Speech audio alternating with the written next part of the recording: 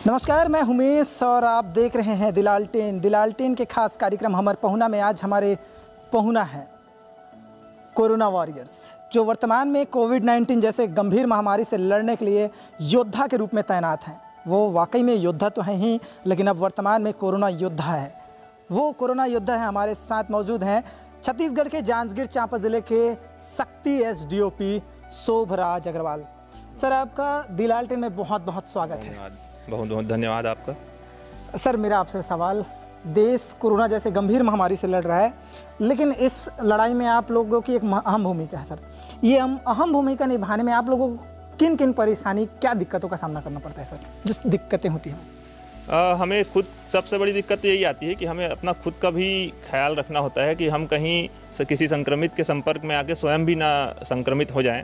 सबसे महत्वपूर्ण हमको हिदायत यही दी गई है, और इसके लिए हम लोग जहाँ भी ड्यूटी जाते हैं, जहाँ भी इस तरह के जहाँ हमको संपर्क में आने की संभावना होती है, वहाँ हम बाकायदा मास्क N95 मास्क लगाते हैं, फेस शील्ड लगाते हैं, हाथों में ग्लव्स लगाते हैं और सैनिटाइज़र साथ में लेके चलते हैं। हमेशा सैनिटाइज होके ही चलते हैं।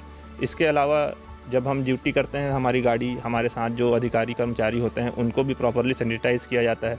जब हम घर जाते हैं तो सबसे पहले नहाते हैं, अपने कपड़े जो भी होते हैं वन टाइम यूज़ होता है उनको धुलवाते हैं, उसके बाद ही उसका दोबारा यूज़ करते हैं। इसके अलावा जहाँ तक हो सके हम अपने परिवार वालों से भी अलग रहने का प्रयास करते हैं। कुछ होते हैं कि संपर्क में आ जाते हैं परिवार वालों से, पर प्रयास यही होता है कि ना आप आएँ। एक जो भी हमारा बंगला है या घर है, उसमें एक अलग कमरे में ही ज़्यादा टाइम जब भी घर में है तो व्यतीत वहीं करते हैं। परिवार वालों से ज़्यादा कांटेक्ट नहीं रखते अभी, क्योंकि हम संक्रमित हुए और हमसे हमारे परिवार वाले हो गए तो ये ज़्यादा खतरा है। और इसके अलावा जो भी अभी जैसे जांजगीर चांपा ज़िले में बहुत ज़्यादा संख्या में जो हमारे माइग्रेंट लेबर्स भाई हैं वो आ रहे हैं, तो सबसे ज़्यादा चैलेंजिंग अभी यही है कि कैसे उनको भी हम सुरक्षित रखते हुए उनके गंतव्य स्थान तक पहुँचाएँ। जैसे कि जो भी बस और ट्रेन से आ रहे हैं, बस से जो आते हैं, हमारे जांजगीर चांपा ज़िले में जो भी नाके लगे हैं वहाँ उनको पहले सैनिटाइज़ किया जाता है, उनका प्रारंभिक रूप से मेडिकल किया जाता है, फिर उनको क्वारंटाइन सेंटर में भेजा जाता है और आगे की कार्यवाही क्वारंटाइन सेंटर में होती है। सर, जिस तरीके से जैसे पहले जो रहता था सामान्य दिन की बात है और वर्तमान में भी कोविड-19 के दौर में, तो ये जो दोनों हैं सर, उसमें कितना अंतर है सर? मतलब पहले जो तो काफ़ी उतना आसान नहीं रहा होगा, लेकिन अभी जो थोड़ा तकलीफ है, तो सर दोनों में किस नज़रिए से आप देखते हैं, बताएंगे?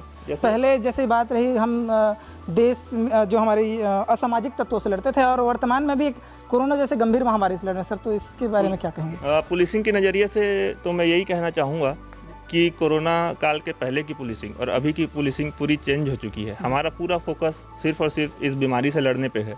हम पहले जो पुलिसिंग करते थे तो हमारे अपराधों की प्रिवेंशन एंड डिटेक्शन, कैसे रोकें और अगर कोई अपराध हो गया है तो उसको कैसे निराकरण करें। पर अभी तो जो अपराध, ये भी हमारा एक फोकस तो है, पर एक बड़ा फोकस अब ये हो गया है कि कैसे हम इस महामारी से बचें। तो इसके लिए जो भी शासन प्रशासन के निर्देश आते हैं, जैसे चाहे वो लॉकडाउन हो, चाहे सोशल डिस्टेंसिंग हो, तो इन सब का हम पालन कैसे कराएं, आम नागरिक को कैसे जागरूक किया जाए, कैसे जो 90% नागरिक तो बहुत अच्छे से इसका पालन कर रहे हैं और अपनी जिम्मेदारी को भी समझ रहे हैं। तो अब यहाँ फोकस हमारा उन 10% के ऊपर हो जाता है जो समझते हुए भी कुछ अनजाने में और कुछ जानबूझकर भी निकलने का प्रयास करते हैं या नियमों को तोड़ने का प्रयास करते हैं। तो कैसे हम उनको समझाएं, उनको कैसे रखें ताकि हम इस बीमारी से एक साथ सहयोगपूर्ण जंग लड़के जीत सकें। सर, ये एक चीज़ देखने को मिलता है कि लोगों को लॉकडाउन में भी कुछ रियायतें दी गई हैं, और इस जो छूट है सर, इस छूट को वो लोग अगर कहा जाए तो लापरवाही पूर्वक यहाँ पर ये करें, तो सर उन लोगों को किस तरीके से आप लोग फिर बाद में हैंडल करेंगे? क्योंकि देखने को मिला कि शक्ति क्षेत्र की बात की जाए तो लोगों को जो लॉकडाउन का फ़ायदा मिला है उसका वो नाजायज़ फ़ायदा उठा रहे हैं, तो इन लोगों को फिर कैसे लगाम कसेंगे सर? देखिए, एक लंबे समय तक लॉकडाउन में रहने से बहुत सारी समस्याएँ आती हैं, जैसे कि वाकई में लोगों को खाने पीने की भी सामान की ज़रूरत होती है, तो मेडिकल की भी ज़रूरत होती है, तो इसलिए भी निकलते हैं, जायज़ कारण के लिए भी निकलते हैं। वहीं कुछ लोग को देखने के लिए भी मिला है कि ऐसे ही घूमने भी निकल जाते हैं, पूछताछ करें तो हम मेडिकल जा रहे हैं या राशन लेने जा रहे हैं बोल देते हैं। तो ऐसे लोगों की संख्या लेकिन कम है, और ऐसे लोग भी इसलिए निकलते हैं कि 40-40 दिन से घर में रहते हैं, तो एक तरह का उनके मन में बोरियत आ जाता है, थोड़ा घूमे। पर यही चीज़ को हमको सेल्फ कंट्रोल करना है कि अभी भाई थोड़ा दिन और है, जब तक और इस महामारी ख़त्म ना हो जाती हम क्यों अपने आप को बांध के थोड़ा रखें, और इसके बाद जब ठीक हो जाएगी, शासन प्रशासन और दिशा निर्देश देगा, तो फिर हम अपने सामान्य कार्य को धीरे धीरे क्रम बाई क्रम सामान्य रूप से आते जाएंगे। सर, जिस तरीके से आप लोग अभी लगातार कोरोना से फाइट कर रहे हैं, लड़ रहे हैं, लेकिन सर इस बीच में परिवार सबसे बड़ा महत्वपूर्ण अहम हिस्सा होता है हर इंसान की ज़िंदगी में। तो सर घर में कैसे आप मेंटेन करते हैं, घर में कैसे रहते हैं? और वही जैसे कि मैंने आपको पहले भी बताया, हम ड्यूटी से जब भी आते हैं तो सबसे पहले तो बाहर में ही अपना कपड़ा वपड़ा निकालते हैं, नहाते हैं, अच्छी तरह से सैनिटाइज होते हैं, और उसके बाद ज़्यादा से ज़्यादा हो सके तो हमने अपने लिए एक अलग कमरा निर्धारित किया हुआ है और वहीं हम रहते हैं, और ज़्यादा मिलते जुलते नहीं। लेकिन एक पारिवारिक वो होता है कि छोटे बच्चे हैं, देखते हैं, वो नहीं समझ पाते इस चीज़ों को, तो कई बार आने से मिलने का प्रयास करते हैं, हाथ छूने का प्रयास करते हैं, तो उन्हें समझाने में भी दिक्कतें आती हैं। पर इन सब चीज़ों को देखते हुए हम अपना अभी मन को ठोस करके कैसे भी करके इस मुश्किल समय को हमें निकालना है, और यही सब ध्यान में रखते हुए हम ड्यूटी कर रहे हैं, और इसमें हमें पब्लिक का भी अच्छा सपोर्ट मिल रहा है, और मुझे पूरा यकीन है कि हम आप साथ मिलके इस महामारी से जीतेंगे। जी, सबसे बड़ा चीज़ ये रहता है परिवार को समझाना। ये देख सकते हैं कि जो कोरोना वॉरियर्स हैं उनको भी कितनी तकलीफ़ें होती हैं। सर ये आपसे एक और सवाल, सर जो लोग हैं, जो कोरोना वॉरियर्स हैं, उनके मनोबल बढ़ाने के लिए आप क्या कहेंगे, और जो लोग अभी लॉकडाउन में घर में हैं उनको क्या मतलब कैसे आप अपील करेंगे सर कि वो रहें घर में? इस महामारी के दौर में जो कोरोना वॉरियर्स के रूप में उभरे हैं, खास करके पुलिस वाले तो है ही हैं, इनके अलावा डॉक्टर्स हैं, और पर्दे के पीछे जो काम कर रहे हैं और सब देख भी रहे हैं, एडमिनिस्ट्रेशन, डिस्ट्रिक्ट एडमिनिस्ट्रेशन भी है।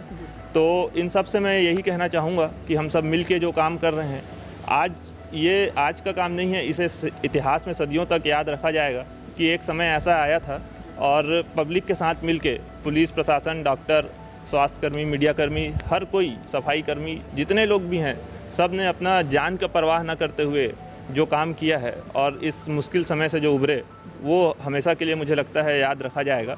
और इसके साथ ही पब्लिक ने भी, जो आम जनता है, जो आज 40 दिन तक और आगे ना जाने कितने समय तक अपने घर के अंदर रह रही है, जो कि बहुत बड़ा एक योगदान है, मतलब उनका योगदान ही यही है कि वो घर में रह रहे हैं, इससे बड़ा योगदान और कोई नहीं है, और इस महामारी से निपटने में अपना सहयोग दे रहे हैं। तो इन सब चीज़ों को मुझे लगता है कि आने वाले लंबे समय तक याद रखा जाएगा कि किस तरह से हमने अपनी समझदारी दिखाते हुए इस महामारी से लड़ा।